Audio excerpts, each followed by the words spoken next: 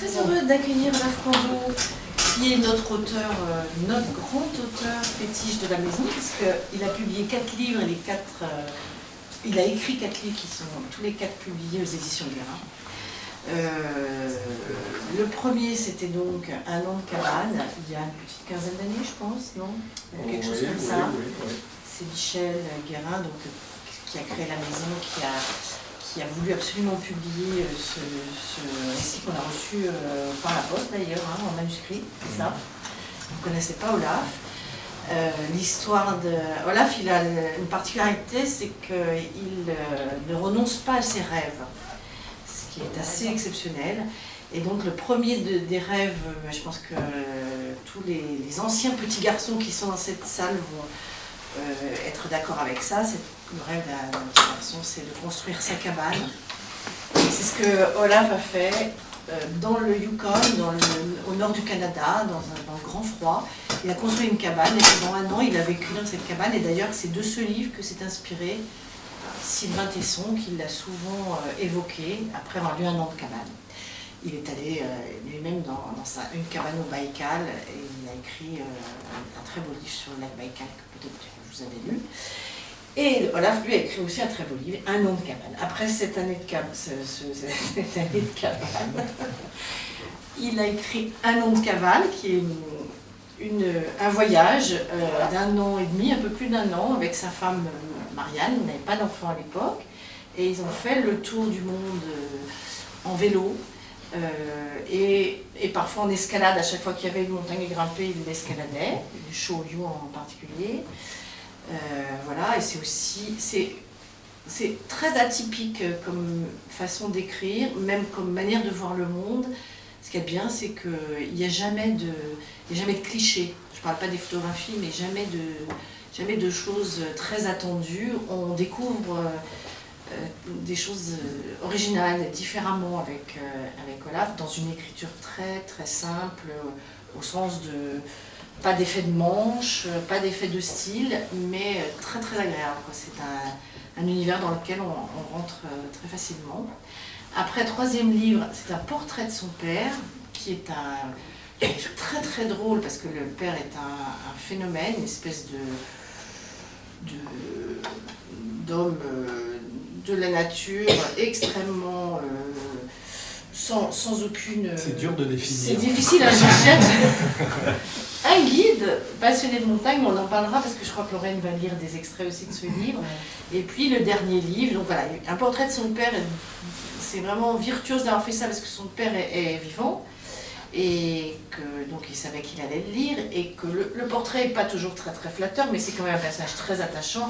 Mais c'est un peu une brute, son père, quand même, hein. Il est totalement nature. C'est très rare de rencontrer des gens à ce point. Un chasseur, un guide, peut-être que vous le connaissez, il s'appelle Narcisse et il exerce dans l'Oisans. Il a fait des premières, mais il grimpe parce qu'il va aux champignons, il aime la nature. Tout est naturel chez vous, hein. Rien n'est chez lui, rien n'est fabriqué. Voilà. Et le dernier, pour lequel on est un peu plus particulièrement là ce soir, c'est Rupture. Là encore, un rêve. C'est pas le genre de rêve dont on rêve. C'est quoi? Ah bah, je pense qu'il y a des tas d'hommes qui en rêvent de tout quitter, de partir, de laisser tout. Mais il y a un déclencheur qui est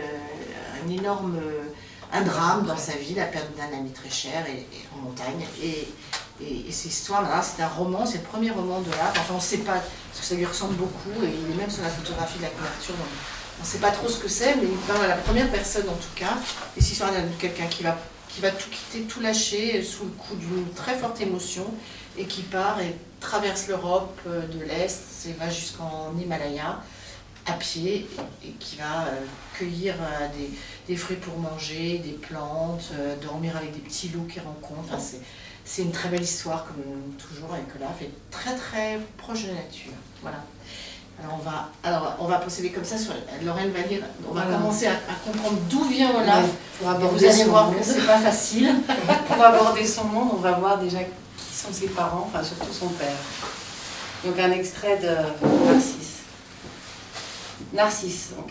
Il mettait autant d'enthousiasme dans ses courses en montagne qu'il traînait les pieds devant le quotidien. Ma mère dit qu'il est différent là-haut. sans même l'avoir jamais vu en montagne. Elle sait comment il est, et tous les gens qui ont grimpé avec lui savent de quoi elle parle. En montagne, il est lui-même. En bas, il est absent, il fait semblant d'être là. Il n'y a que là-haut qu'il est lui-même. Il fait d'ailleurs partie des meubles, c'est un rocher parmi d'autres. Au quotidien, on doit s'occuper de lui comme d'un enfant, mais à l'époque, dès lors qu'il quittait la Bérarde le matin à la frontale, c'est lui qui prenait tout en main. En franchissant tout bonnement la porte à 4 heures du matin, il passait du statut d'enfant à celui de chef. De gamin éteint à montagnard épanoui. Cela, je l'ai moi-même découvert, mais seulement à l'âge de 13 ans, lors de ma première ascension aux cornes de pied Bérarde avec lui. En abordant le sentier, juste après le dernier lampadaire de la Bérarde, je me calais derrière lui pour profiter de la lumière de sa lampe. Le jour se levait au pied de la face nord, celle que nous allions escalader et qui se dressait dramatiquement devant nous. Une face austère, un environnement purement minéral, une ambiance glaciale, tout comme le rocher qui ne voit pas le soleil. Mes mains s'engourdirent dès le début.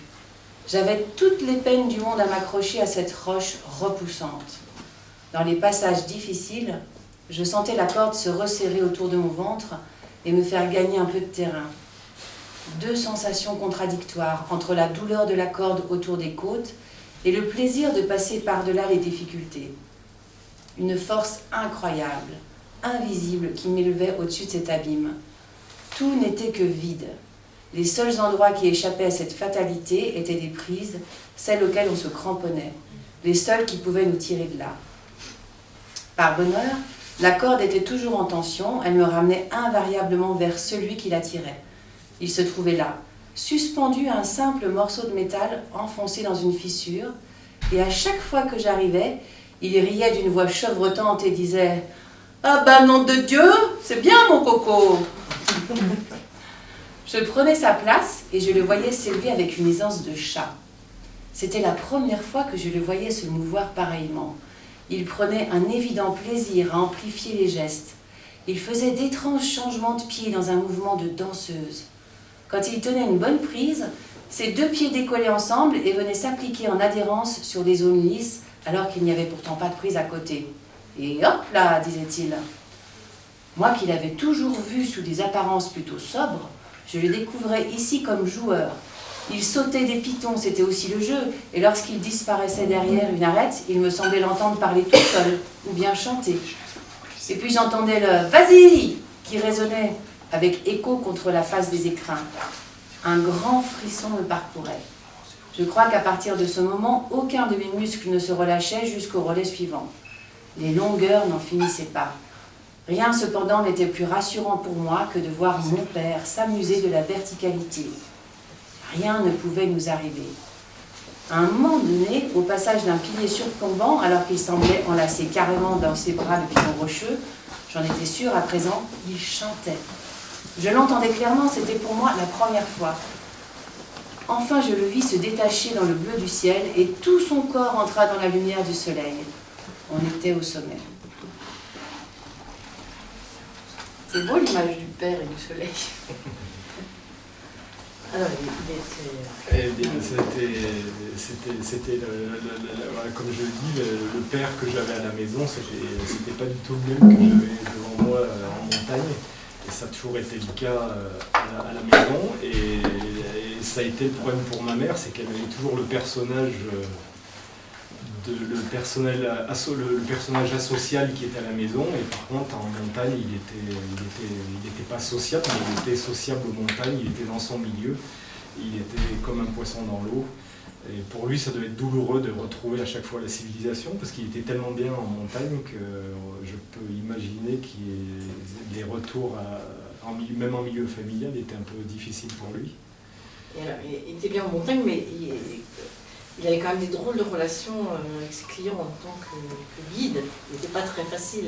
Alors non, pas spécialement facile, mais en tout cas il était apprécié parce qu'il était un peu dur, c'était un râleur et il fallait que ça roule quand même. Il avait quand même pas un caractère très facile, et un peu rustique. Et par contre, c'est comme il était un peu difficile, quand il y avait des clients difficiles, la compagnie de guide de la Bérarde lui redonnait facilement les clients un peu pénibles. Et il y avait une fille notamment qui revenait tous les ans, Elle avait fait son premier stage par chance, elle s'est retrouvée, ou par malchance, elle s'est retrouvée avec le guide Narcisse. Et c'était une fille d'origine africaine, elle était noire et elle avait un caractère épouvantable. Mais ils avaient fini par bien s'entendre. Au début, pas du tout, mais mon père n'était pas du tout rentré dans son jeu et il rigolait un peu de son mauvais caractère, si bien qu'elle avait fini par le prendre en sympathie. Et mais c'était une sympathie un peu spéciale parce qu'ils n'arrêtaient pas de s'engueuler, mais ils s'engueulaient vraiment avec des insultes terribles. Et on aurait pu penser qu'elle était dégoûtée de la montagne, qu'elle voulait jamais plus revenir, mais tous les ans, elle revenait à la Bérarde et elle demandait le guide Narcisse. Et mon père, quand il la voyait arriver, il éclatait de rire en pensant à quel genre de relation il allait avoir toute la semaine. Il l'appelait comment? Alors, il l'appelait Blanche-Neige et elle l'appelait le vieux comte guide. Ça donnait une idée de leur relation. Mais c'est une famille un peu atypique quand même, avec beaucoup d'enfants. On est 6 enfants, Ouais. 6 enfants un peu élevés dans la nature. Et puis mon père jamais trop à la maison, donc c'est notre mère qui a eu la charge de la famille. Et ma mère a toujours dit qu'elle avait toujours eu 7 enfants, en comprenant mon père dedans. Mon père a un côté très gamin. Et ce qui est drôle, c'est la manière dont il s'exprime aussi. Peut-être on peut lire un petit passage, non, de la manière dont il parle, Narcisse. Bah là, on bat mon coco. Oui, mais souvent ça qui revient. C'est plus grossier que ça. Ouais. Il n'a pas vraiment eu d'éducation et le langage est un peu brut, c'est montagnard. Il y a un peu toutes les insultes qui passent, on ne va peut-être pas les passer ce soir. Quelqu'un l'a connu ici, non? Oui, vous? Vous voulez nous en parler un petit peu ou pas? Non, mais ce que dit Olaf, c'est vrai. Moi, je l'ai connu parce que j'étais dans un en même temps qu'eux, et c'est vrai que c'est des gens qui vivaient près de la nature, et ce qui est dit, c'est totalement... Vous l'avez lu, le livre? Oui. Oui, non, pas le livre, mais je connais le bonhomme parce que j'ai pratiqué pendant des années. Quoi. Ah oui. Et quand il parlait d'un truc, c'était vraiment bordel, c'était... Oui, c'est ça. Voilà, c'était ça. Il ne pouvait pas commencer ses phrases que comme ça. Et il les commençait en général par putain, il les finissait par con. Mais voilà, toutes ces phrases, quoi qu'ils disent. Parlons assez peu. Je pense qu'il faut même balayer aussi pas mal ça et voir ah oui, non, mais ça, la qualité quand même du bonhomme, qui savait ce qu'il faisait, où il était. Je pense qu'en montagne, c'est un type qui a une classe terrible. Quoi. C'est pas... Ah oui, bien sûr, il ne faut pas le réduire qu'à ça. Mais après, c'est le début du... Après, c'est vrai qu'à la maison, je me souviens quand il était à l'école aussi avec nous, bon, on en rigolait parce que c'était sympa, mais... C'est un très grand alpiniste qui a ouvert la première. Et alors, on ne peut pas déflorer le livre, mais il y a vraiment un suspense dans le livre parce que dans sa vie il est arrivé quelque chose, personne n'a compris ce que c'était et on le sait petit à petit. Donc il y a vraiment, tu as réussi à faire un portrait à la fois très touchant et on voit que c'est un grand bonhomme. Et en même temps, il y a un suspense, il y a une histoire qui aurait pu être tragique et qui se termine bien. Voilà, j'en dis pas plus. On peut passer à Un an de cabane. Là, Oui, Un an de cabane, c'est le premier livre de Olaf, donc c'est un rêve de petit garçon et qui a été réalisé. C'est ce que rêve un peu tout garçon, construire sa cabane au Canada. Et puis un jour ça s'est présenté, ou alors ça s'est pas présenté, mais il a fallu un peu un concours de circonstances pour se dire allez, c'est le moment d'y aller, si je le fais pas maintenant, ce sera jamais. Prendre un peu son courage à deux mains, parce que c'est pas évident de tout lâcher, puis partir dans la forêt avec une scie et une hache. Sans tronçonneuse, ça m'a impressionné aussi. Juste avec une scie. Quel âge tu as? J'avais 33 ans. Ouais. L'objectif c'était de passer un an dans un endroit du Canada, loin de la civilisation, de construire une cabane vraiment dans un environnement tout à fait canadien, un peu de montagne, mais surtout loin de tout. Construire la cabane et puis y rester un an pour voir toutes les saisons très marquées dans le nord du Canada. Et une vie proche de la nature, puis avec les animaux, sans grande aventure, mais c'est l'aventure en elle-même de la cabane. Justement, ouais. Ce matin, au réveil, en tirant sur la fermeture du duvet, Le bruit a fait détaler un animal juste derrière la tente. Le galop a disparu au bout de la butte. J'ai trouvé des traces d'élan autour de la cabane, des empreintes profondes, comme si l'animal l'avait séjourné ici la nuit. Ce n'est pas la première fois. Voilà 2 semaines que l'animal détale presque tous les matins au premier bruit. Est-ce que ma présence le rassurerait? Ou se veut-il mon élan gardien? Lui seul sait. En effet, la faune est sensible au moindre bruit comme moi, car les bruits sont rares. La forêt est riche mais calme. Il y a peu d'oiseaux, pas de chants. Seul le bzzz lancinant des moustiques vibre dans l'air. Parfois une branche casse. J'imagine le passage d'un élan ou peut-être d'un ours. Je saisis alors le fusil et attends un moment sans faire de bruit. Et le soir, j'entends ce même élan certainement patauger dans le petit lac. Flop, flop. Je l'ai surpris plusieurs fois là-bas. À la tombée de la nuit, un canard hurle d'une manière étrange et ne s'arrête qu'au matin. Les écureuils aussi me gueulent après quand je travaille. Puis le souffle du vent passe sur les cimes de sapins et les rares gouttes de pluie claquent sur la toile de tente. Le bruit, c'est moi qui le fais. Les impacts de la hache roulent vers les montagnes, le crissement régulier de la scie sabote le silence, le martèlement de la hachette et du ciseau à bois rythme mon activité et la nuit, je ronfle. J'ai franchement l'impression de déranger. Un sentiment, c'est vrai, désagréable. Le matin, après que l'élan a quitté son poste, le silence redevient total. Il faut faire un étrange effort d'écoute pour entendre cette platitude parfaite. L'œil discerne une sorte de lourdeur et au-delà, il y devine le blanc du silence.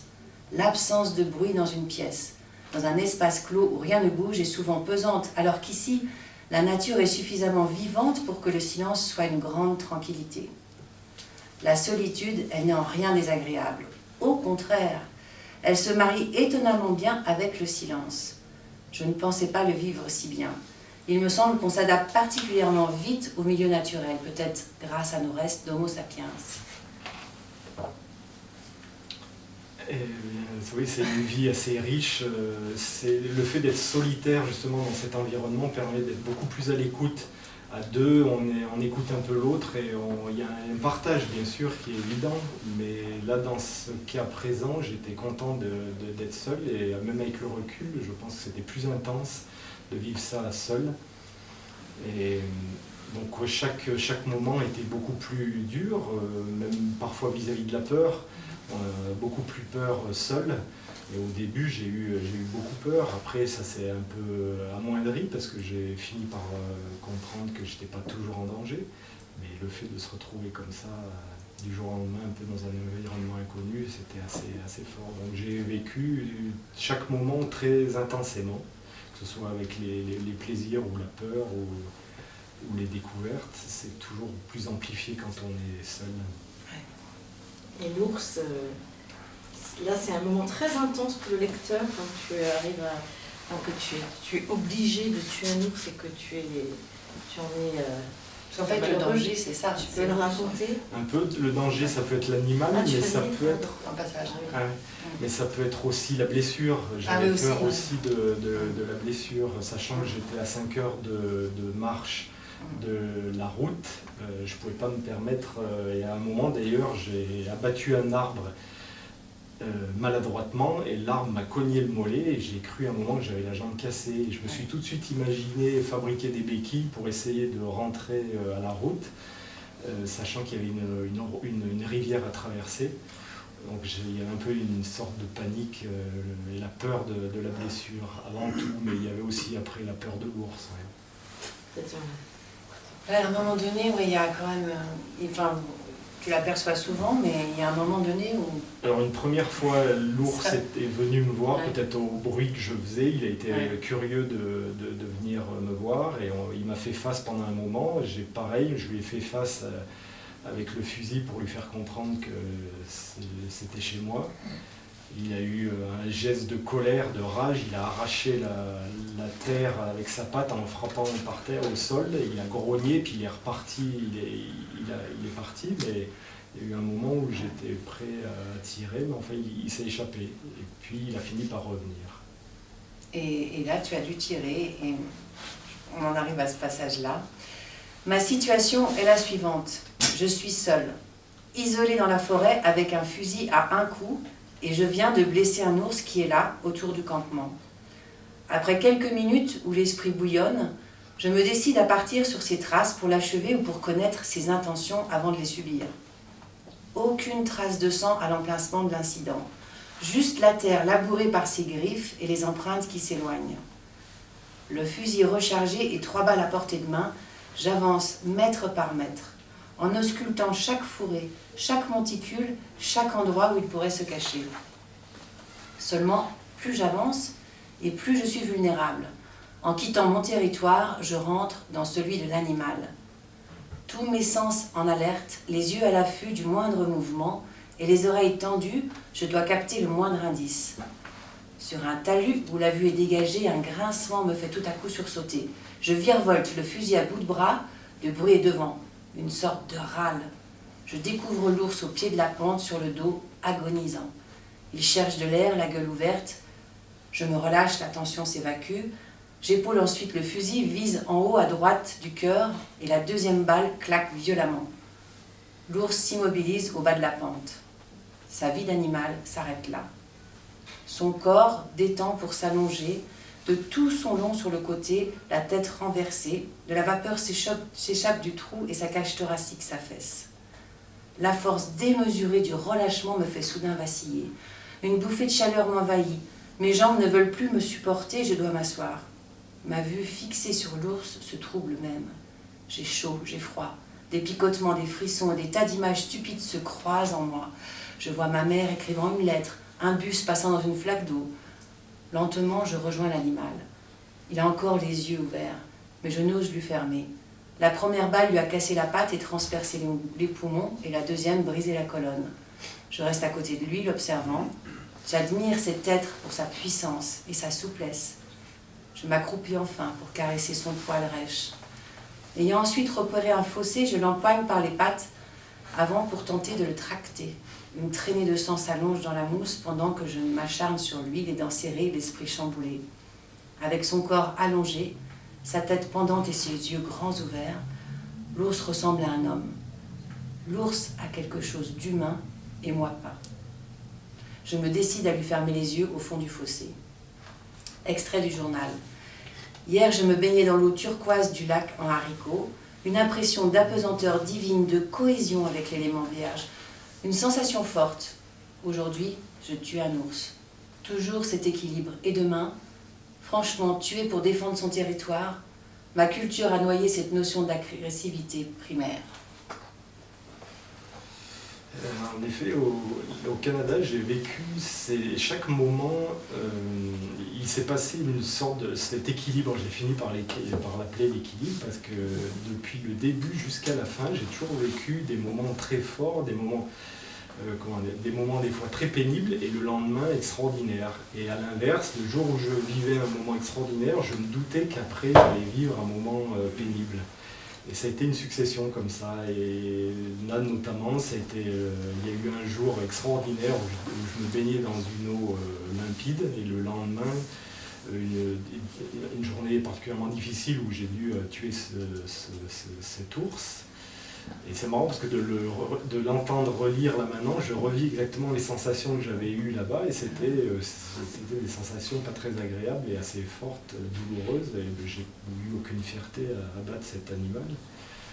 Et cet animal, c'était pas fini, parce que quand il a été abattu, derrière il y a eu encore une longue histoire avec les loups qui sont venus le dévorer, et là aussi ça a été assez épique. Donc tout ça là, c'est du vécu 100% et sincère et... Oui. Je me suis mis un point d'honneur à raconter tout ce qui s'était réellement passé. Mais là on va passer à une autre étape, un autre livre où on ne sait pas si c'est... Pardon. Non, parce que c'est quand même Rupture. On est là pour Rupture ce soir, donc un autre livre, Rupture, le dernier. Est-ce qu'on te présente ou on attaque tout de suite ou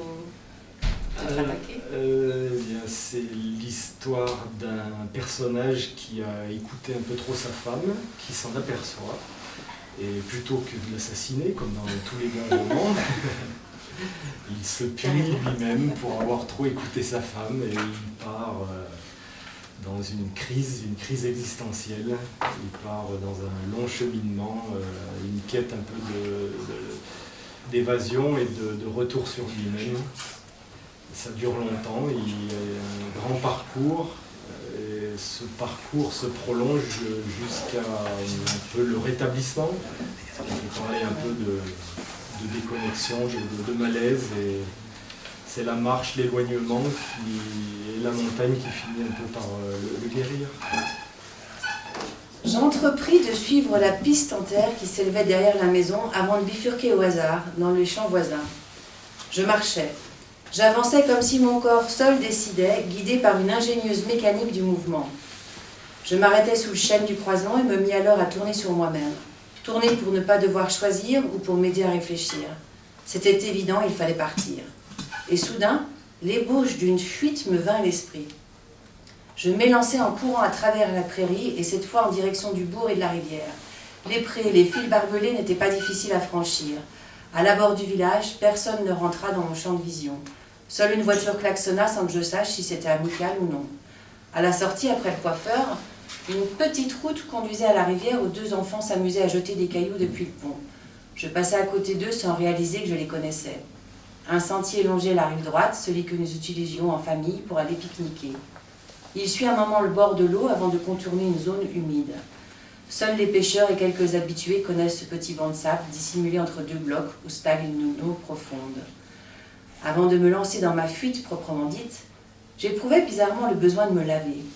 Je me déshabillais en tirant sur mes vêtements, en arrachant les boutons, puis rentrais spontanément dans l'eau froide, alors que d'ordinaire, cette eau surgie du massif de Beldon nous saisissait. Me laver, me nettoyer, me décaper entièrement. Sous l'eau, j'entendis le gargouillement profond de la rivière. J'aspirais de l'eau par le nez, par la bouche, et la recrachais en toussant, en mouchant. Puis, debout, l'eau aux genoux, je commençais à me frotter d'abord les jambes, puis les bras. Je frictionnais ce corps étrangement raide. Sous mes doigts, même les muscles du visage étaient tendus. Je frottais de plus en plus énergiquement chaque fragment de peau, comme si cette gestuelle pouvait en laver aussi l'intérieur. La paume de ma main ne suffisait pas. Je saisis alors une poignée de sable. Les grains abrasifs décapèrent ma peau, la firent rosir. Le dos contre l'écorce d'un arbre, je frottais encore, jusqu'à ce que tout mon corps devint brûlant.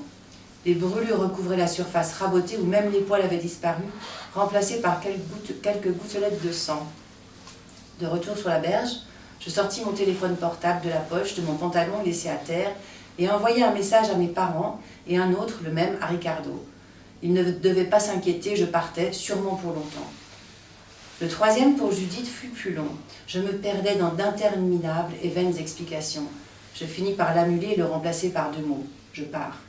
Un soulagement. Je soulevais une grosse dalle de granit au prix d'un effort auquel je n'aurais pas consenti en temps habituel.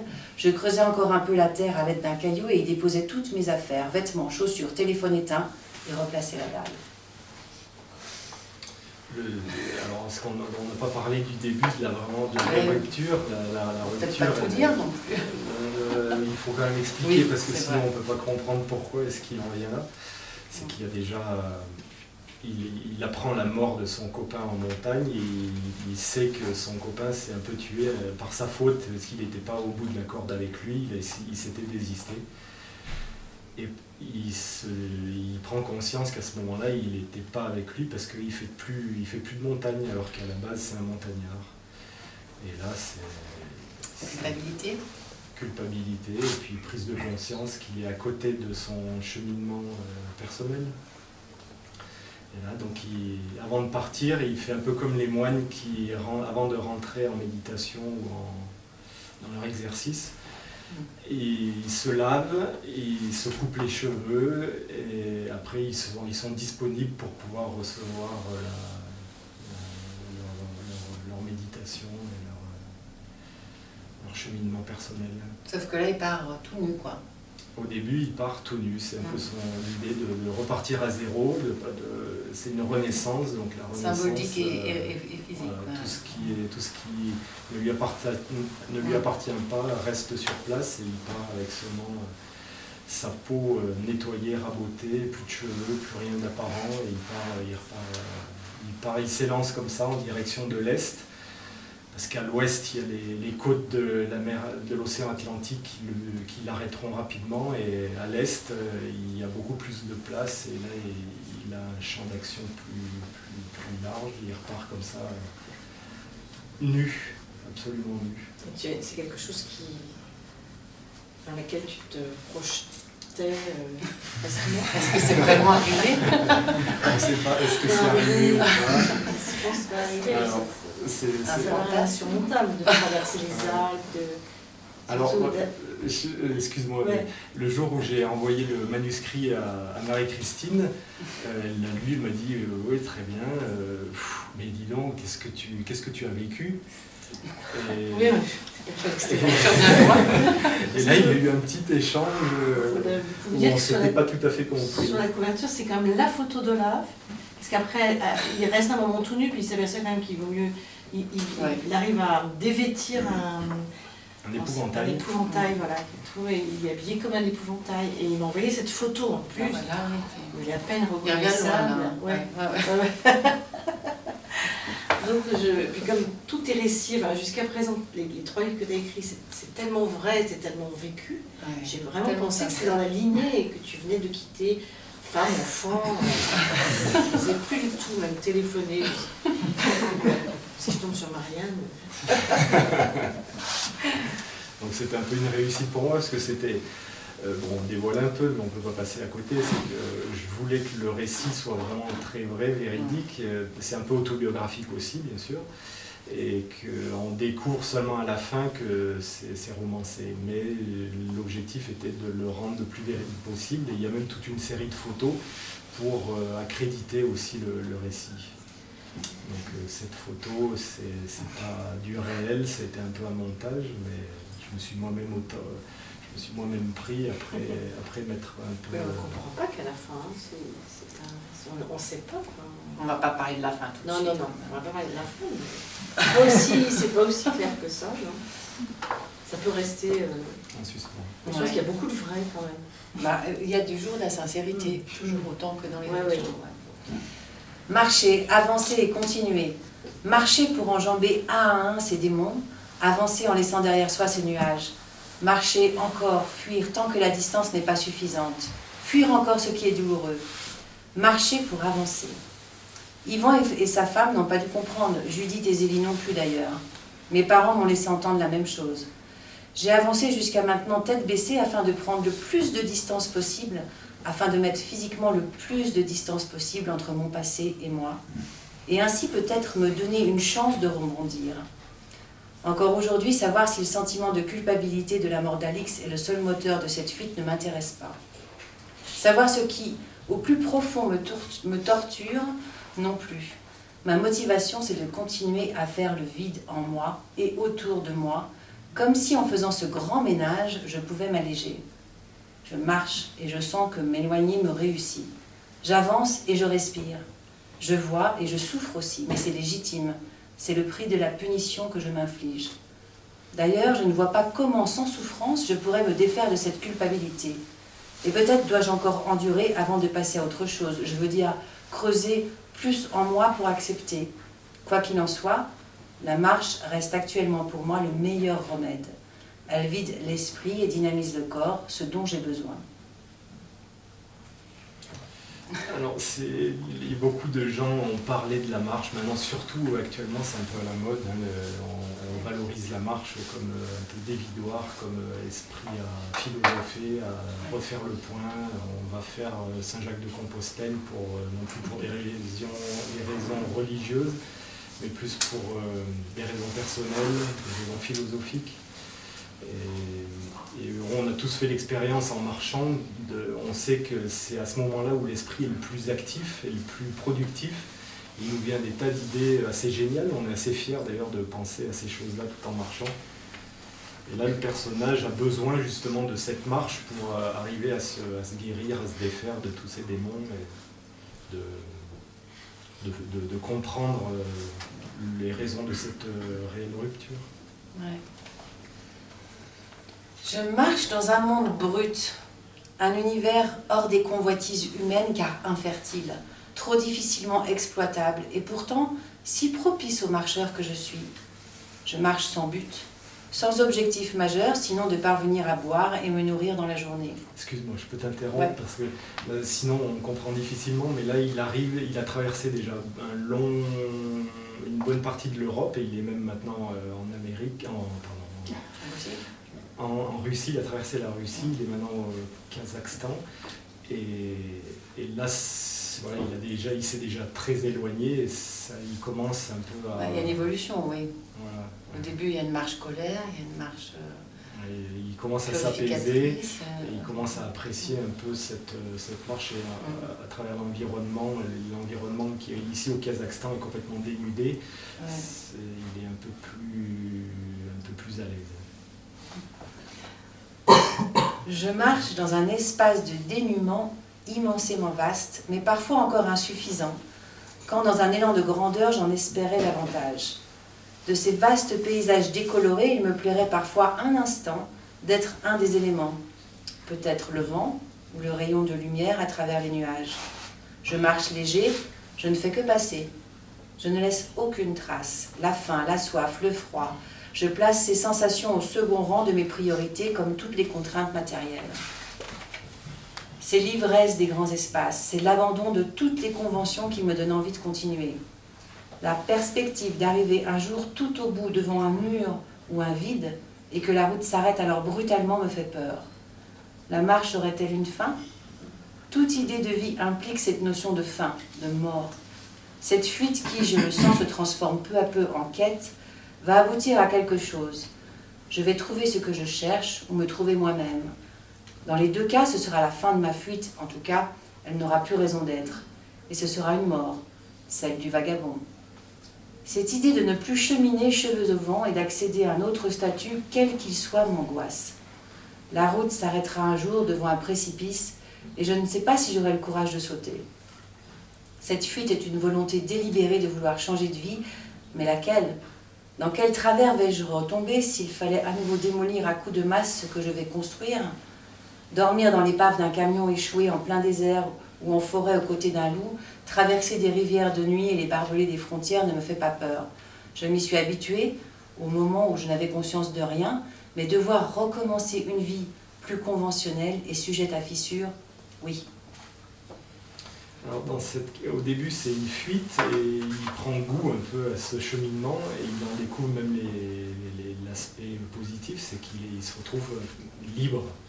Bon, la liberté est toujours un peu subjective parce que ça dépend quelle liberté on cherche, mais lui se retrouve dans un environnement, enfin, c'est le genre de liberté dans laquelle il la trouve très forte et ça lui convient très bien.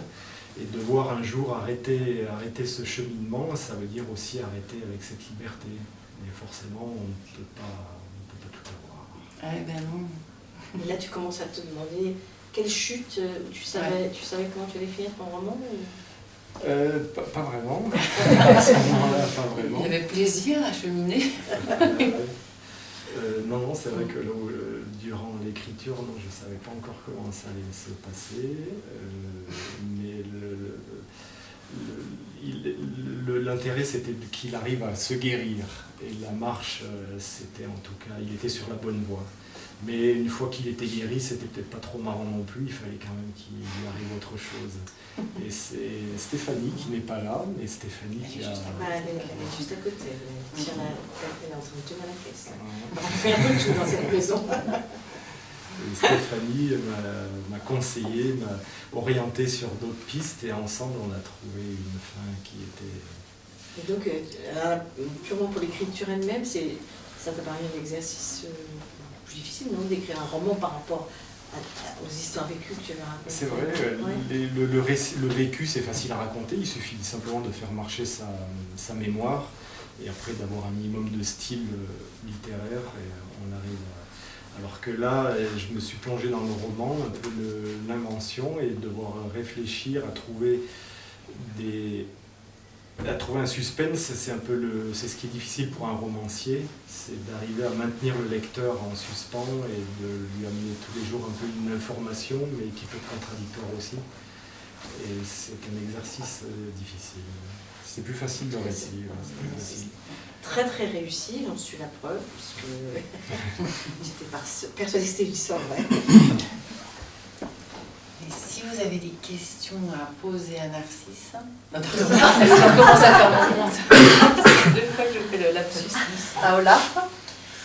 Parce que je crois qu'il y a des gens qui ont déjà lu le livre, parmi nous, ou qui en ont lu d'autres. Faut pas hésiter. On m'a souvent appelé Narcisse. Mais Quand oui, j'étais aux voilà. Deux Alpes, Yann, C'est vrai? les moniteurs m'appelaient Narcisse. Et j'ai toujours répondu comme si c'était mon nom, parce que c'était... Je veux dire, vous avez tous des noms très originaux dans la famille. Ouais. Hein. Il y a Olaf et Narcisse, déjà c'est pas banal. On me demande des fois si c'est traduit du norvégien. Oui. Ouais, les Français. Robin, le premier frère, maintenant c'est devenu un peu commun, mais à l'époque c'était Ouais. pas très commun. Il y a eu Rodolphe, il y a eu Sabrina, Vanessa, Ophélie, Ah et ouais. quand même le bouquet c'est Narcisse. Ouais. Ah ouais. Meilleur pour... C'est plus le choix de ta maman, donc là, Ouais, c'est non. plutôt ma mère. Plutôt elle. Ça, Ouais, c'était j'ai le dit, domaine des enfants, c'était purement elle. Lui, le père n'avait rien à dire. C'était Ah ouais. la montagne, chacun son milieu. Enfin, ce sont des livres à la fois, c'est très rafraîchissant à chaque fois et on s'amuse beaucoup aussi. En les lisant, même dans Un nom de cavale, il y a des choses drôles partout, quoi. C'est bien, en revanche, les livres graves, mais il faut avoir un certain style, une certaine carrure pour arriver à les rendre C'est bien qu'il y ait du l'humour. performants. Je trouve ça très, très, très bien. Voilà, donc je ne sais pas si vous êtes tenté par tous ces échappatoires dans la nature. Peut-être une question ou un dialogue, une question à vous madame ou à vous monsieur, je ne sais pas, on verra. D'abord, merci de m'avoir fait découvrir cet auteur. J'ai lu le premier bouquin sur vos conseils, j'ai lu le deuxième bouquin sur vos conseils, j'ai lu le troisième bouquin sur vos conseils. Et en fait, le quatrième bouquin, je l'ai acheté de manière complètement spontanée, en ayant adoré les 3 premiers bouquins. Et dès le début, j'étais déçu par le livre. C'est un peu une provocation. Hein. J'ai été déçu au début, et j'ai adoré le bouquin à la fin, parce que je pense que d'un point de vue littéraire, c'est celui qui m'a le plus plu. En fait, j'ai été déçu de savoir que c'était une histoire, enfin que c'était un roman et pas une histoire vécue. Et du coup, la question que j'ai pour l'auteur ou pour l'éditeur, c'est de dire, finalement, vous prenez un risque, parce que vous êtes connu pour avoir vécu des choses assez incroyables qui se lisent dans vos 3 livres, et de passer au roman, finalement, pour un auteur ou pour un éditeur, c'est une prise de risque. Et je voulais savoir comment vous aviez vécu cette prise de risque. Mais en fait, ça n'est pas c'est un roman, ça n'est pas une histoire vécue. Hein. Justement, Oui, c'est C'est justement ça la ça. prise de risque. oui, non, je croyais que vous hésitiez au début. Oui, enfin, je sais pas, c'est peut-être toi qui l'en réponds, mais pour moi, ça... Je pense qu'il faut peut-être plus de talent pour écrire le roman que pour les histoires vécues, mais c'est un aboutissement de tout ce qu'il a vécu, et on retrouve dans Rupture complètement Olaf. Je ne sais pas si vous êtes d'accord, mais Ouais. on imagine bien qu'il y a énormément de choses autobiographiques dans cette histoire-là. Donc il y a une petite prise de risque, forcément, comme pour toi, j'imagine. Mais bon, Quand c'est j'ai pas- écrit les 3 premiers récits, je suis assez content de dire que c'est du récit. J'ai pu voyager pas mal pendant 10, 15, 20 ans. Et aujourd'hui, malheureusement, je voyage moins. J'ai des enfants, une famille, un travail. J'aimerais que ce soit du récit, j'aimerais pouvoir dire oui, je l'ai vécu, mais non, malheureusement, je suis plus à la maison, je voyage beaucoup moins. C'est quand même pas... Enfin, tu peux raconter, il n'y a pas eu de livre encore, mais tu es parti en Suède, non? Où est-ce que tu avais tout, bébé, femme et enfants, sur un vélo, dans des conditions quand même... On a voyagé en famille, spartiate. Ouais. en Amérique du Sud, le Chili, l'Argentine, durant 6 mois en famille, en vélo, avec une grande qui avait 8 ans et qui a bien pédalé, étonnamment bien pédalé tout le long, et une petite qui, elle, était dans la carriole, une petite de 3 ans. On a passé 6 mois, mais bon, c'était pas... C'était C'était quand même C'était une très belle aventure. Oui. Mais du Et coup, puis la Suède aussi, non? C'est avancé la Suède. La Suède. La Suède. La Suède. Alors la Suède, non, c'était plutôt avec mon père, c'est dans Narcisse. Ah oui, c'est Narcisse. du coup, réponds pas à la question du monsieur. Tu les gardes. Mais non, si, moi j'ai Si. répondu à la Oui, question oui. en disant que Oui. j'étais désolé de vous dire que c'est du roman. Je Oui, suis mais- le premier. Il l'a vécu, mais par procuration, cette histoire, en fait. Non, mais la prise de risque, ou enfin, je sais pas, est-ce que c'est. Oui, la prise de risque de faire un roman, parce que c'est plutôt les littéraires, et comme je l'ai dit, c'est difficile de faire un roman qui tienne et qui arrive à captiver le lecteur. Donc c'est un exercice un peu difficile. Au début, je ne pense pas y être arrivé, et un peu grâce à Stéphanie, on a amélioré la chose pour le rendre un peu plus... Mais le sujet, Si elle c'était. entend, elle serait contente. Ouais. Le sujet rupture, ça, mais c'est un fantasme ou c'est. Ça m'est venu. C'est un besoin, Alors, c'est un plutôt livre, l'écrire que de le vivre ou... C'est la crise de la quarantaine, Oui. pour dire un peu le schéma général. Et c'est une crise que je l'ai passée, et dans ces crises, on s'imagine des tas de choses, et je me suis imaginé dans cette peau-là, je me suis imaginé faire ça.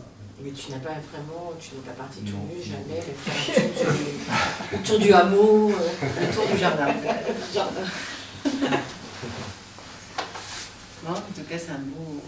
Oui, j'allais vous demander justement, enfin, pour poursuivre sur ce que vous venez de dire, est-ce que l'écriture a une vertu thérapeutique? Alors, les gens ont plusieurs façons de s'exprimer. On s'exprime souvent aussi pour se libérer, par la parole, par l'écrit ou par l'art, la musique, etc. Chacun a sa façon de s'exprimer, et quand on s'exprime, on peut se libérer le poids qu'on a en soi. Et je ne suis pas du tout bavard, la parole c'est pas trop mon domaine, je ne parle pas. Alors l'écriture c'est peut-être une façon d'évacuer un peu. Bien que là c'était pas une façon de vouloir évacuer ce que j'avais. La crise de la quarantaine, je pense, j'espère l'avoir passée, vécue. J'espère qu'elle est derrière. Bien qu'on dit qu'elle C'est la prochaine. bienvenue à la crise de la cinquantaine prochaine. non, c'était pas vraiment Soixantaine, pour l'exprimer, mais ça peut l'être, Voilà. Puis savoir que c'est possible aussi à un moment donné, tout lâcher. Ça donne de la valeur à ce qu'on a, de savoir qu'on peut tout perdre aussi. Donc. Alors ça rejoint un peu le premier livre, La cabane au Canada. Ouais. La cabane au Canada, ça a été une période où je menais une vie qui ne me convenait plus trop en France, et c'était une façon de pouvoir tout arrêter, stopper et recommencer autre chose, sachant que je reviendrais. L'objectif c'était quand même de revenir, de ne pas rester au Canada. Mais je savais qu'en revenant, je rebondirais sur autre chose, et ce qui était tout à fait vrai. Il faut dire que tu avais une fiancée au moment de la cabane qui n'a pas été tellement heureuse de ton départ, qui t'a rendu visite là-bas, qui est repartie. Enfin, tu étais à deux doigts d'épouser quelqu'un qui ne te convenait pas du tout, en fait, qui était un peu bourgeoise, ou je sais pas. Et là, c'était. Alors, je ne suis pas très fort dans les ruptures non plus, celle-ci. Tu mets beaucoup de choses en place pour les faire passer. C'est pas simple. C'était prendre le plus de distance possible avec la compagne pour pouvoir m'en séparer. Mais elle s'est accrochée, elle est revenue jusqu'au Canada dans la cabane, une première fois, une deuxième fois, Jusqu'à ce qu'elle soit mariée. jusqu'à ce qu'elle s'essouffle. Oui. En fait, si je fais beaucoup de lapsus avec Narcisse, c'est qu'il y a un côté Narcisse quand même dans tout ça. C'est le côté je suis bien et je suis moi-même que dans la nature tout seul. Comme son père il l'a dit. Comme lui, il est pas beaucoup. Et voilà exactement pareil. C'est génétique. Et je je suis parle un peu mieux que lui. Son père, lui, il était bien qu'en montagne, il était lui-même qu'en montagne, Narcisse, apparemment. Et toi, c'est dans la nature, tout seul, loin de toute la civilisation. Un peu, ouais, je dois reconnaître que je lui ressemble. Oui. Il y a un Et air. puis il y a plein de choses vécues, parce que quand ton père vous réveillait en pleine nuit, et vraiment en pleine nuit tout petit, pour d'un coup, il fallait se lever, partir à la chasse, à l'affût, grimper dans la montagne, c'était incroyable, en faisant aucun bruit. Pour des enfants, c'est extraordinaire de vivre ça. Mon père Enfin, ne nous laissait pas le choix. Non. Ouais. Le matin à 3 heures, il me réveillait. Je n'étais pas au courant, mais il me secouait. Allez, viens avec moi, habille-toi chaudement, on part à la chasse. Et donc j'étais tout endormi. On partait sur la neige au mois de mars pour aller chasser le coq de bruyère. Et sans qu'il ne me dise rien, je me mettais derrière lui, je le suivais. J'ai jamais eu de frontale, il n'y avait que lui qui en avait une, donc il fallait que je marche derrière lui. On s'installait sous les arbres et là, au lever du jour, mon père faisait le chant du coq. Il appelait le coq de bruyère. Alors moi souvent je replongeais dans mon sommeil et j'étais réveillé par le coup de fusil. Mon père était un guide mais un chasseur effréné aussi. Il a un côté un peu bestial, il n'a pas eu vraiment d'éducation, il était loin de ses parents, éduqué un peu par son grand-père berger dans les montagnes pyrénéennes, d'où vient Yann. Et il a reçu comme éducation un peu celle de la nature, de la montagne, mais guère plus. Donc il a un côté animal. Ma mère dit d'ailleurs qu'il ressemble à une chouette et qu'il a un peu l'attitude de l'oiseau. Il est un peu... Il est toujours ton père, il est toujours là. Il est toujours, ouais, il est Quel âge toujours il a là. aujourd'hui ? Il a maintenant 82. Il est en forme. Ouais, relativement en forme. Il a quand même eu un accident bizarre qui est décrit dans le livre. On ne peut pas le révéler parce Voilà. que c'est tellement... Mais il s'en sort pas trop mal par rapport à cet accident. Ouais. Donc il a lu le livre, bien sûr, le jour où je l'ai amené, je mangeais avec mes parents à midi et j'ai posé le livre sur la table. Alors il a lu la 4e de couverture et puis il voulait quand même lire le contenu, mais on mangeait, alors il l'a quand même laissé de côté, mais il avait Dieu que pour ce livre, et au moment du dessert, il s'est plongé dedans. Il est resté tout l'après-midi dedans, jusqu'au soir. Et puis le soir, il était abattu, je pense fatigué d'avoir lu le livre quasiment en entier. Il n'était pas au bout, mais Pas loin, ouais. pas loin. Et le soir, alors la seule chose qu'il m'a dit, il m'a dit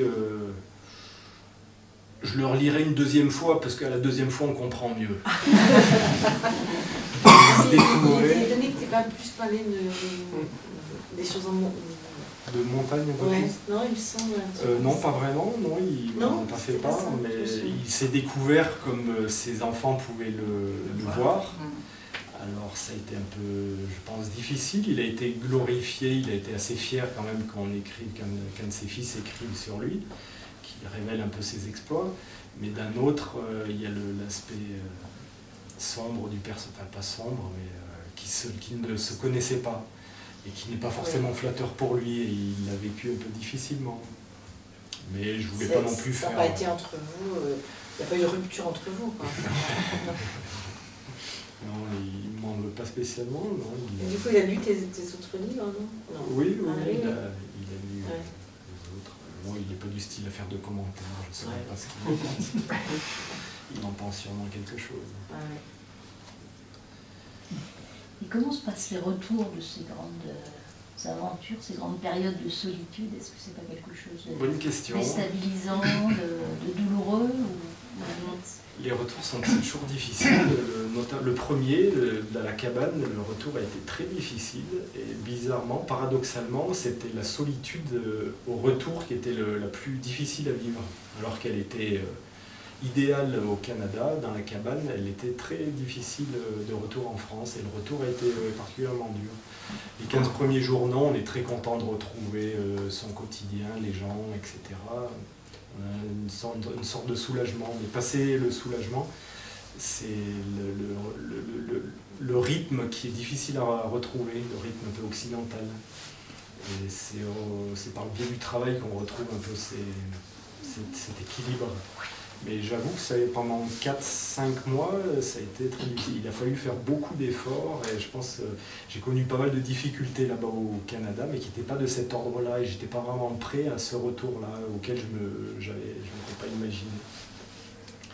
Et par la suite, les autres voyages que j'ai faits, je savais qu'il y avait un rétablissement, un rythme à reprendre et à chaque fois, je m'empresse de reprendre un travail, une activité un peu pressante pour retrouver le rythme plus facilement. Et tu l'as aimé cette solitude? Elle t'a apporté cette solitude, non? Elle t'a grandi? Je pense que c'est la solitude qui m'a le plus apporté. Ouais. De vivre tout ça tout seul. Et bon, après, je dois reconnaître que j'ai un fond solitaire comme mon père, et c'est ce qui aide aussi. Quelqu'un qui n'est pas solitaire n'aurait pas vécu les choses aussi bien. Je ne peux pas conseiller aux gens de partir, à tout le monde de partir dans la solitude. Tout le monde le vivra peut-être pas aussi bien. Bon, c'est un aspect de la vie, la solitude, c'est un aspect de la vie qui mérite d'être connu. Alors bien sûr, la solitude dans nos milieux citadins est particulièrement difficile quand elle est imposée, c'est difficile. Quand on la choisit, c'est déjà plus facile. Mais une solitude dans une cabane, c'est très bien. Oui, parce qu'en fait, tout le temps est entièrement pris par le fait de parer à la vie de tous les jours, quoi. Il faut se nourrir. Mais c'est une solitude, mais aussi une into the wild, quoi, hein. C'est quand même dans la nature, c'est en permanence. Si vous connaissez l'histoire de Christopher McCandless qui part, c'est un peu le même style de récit, et lui aussi a besoin de vivre cette solitude. On est jeune, on a besoin de se connaître un peu mieux, et c'est par le biais de la solitude qu'on arrive à se connaître. La nature comme miroir, en fait. Oui, comme exutoire, qui ne pardonne pas les erreurs de... Est-ce qu'elle existe vraiment? Est-ce qu'on n'a pas 1000 personnes en soi qui... Enfin, on a toujours... Ça, il le dit, ouais. On a toujours des choses... Oui, c'est sûr. Il le dit ça? Oui, il y a des jours où il pense à quelqu'un. Oui, bien sûr. Je sais pas, Oui, en fait, la solitude, solitude, quand on est seul, on pense surtout aux gens quand on est seul. Ouais.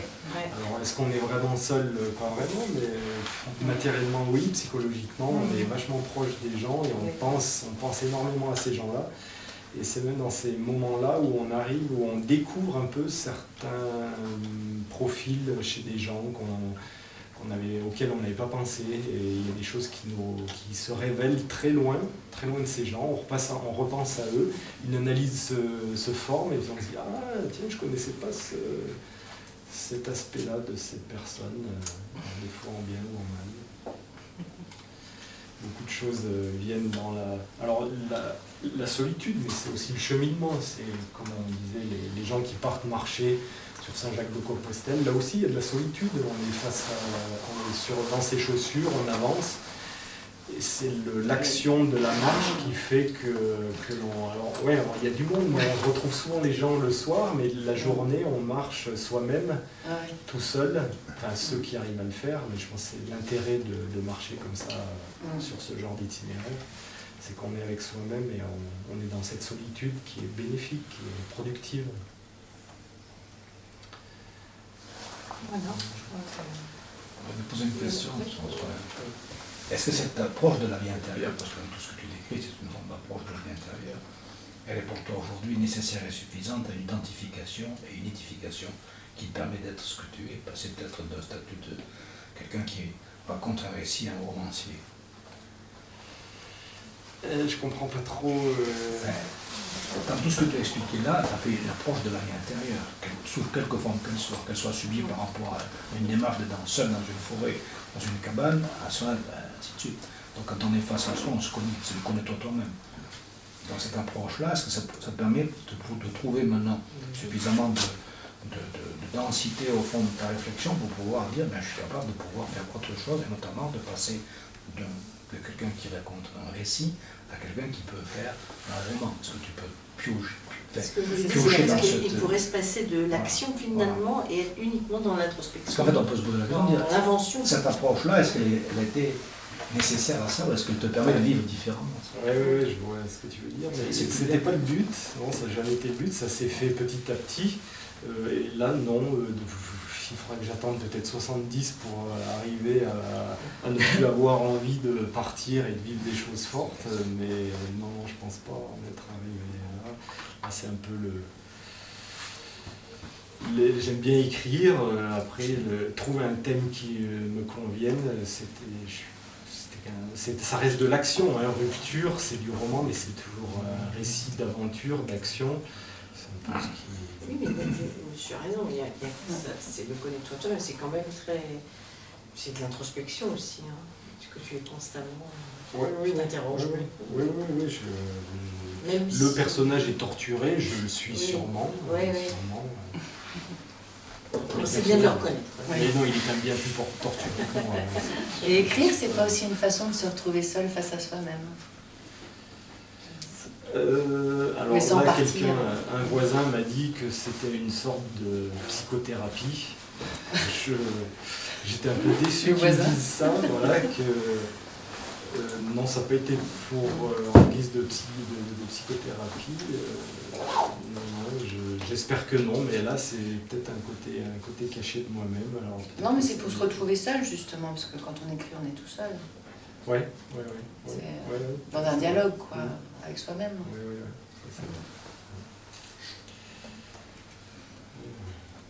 Et si vous avez d'autres commentaires?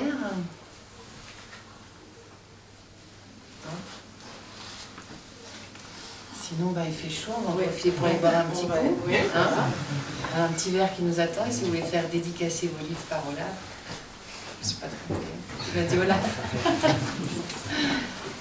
On va lui donner le stylo. Merci beaucoup de votre attention. Merci.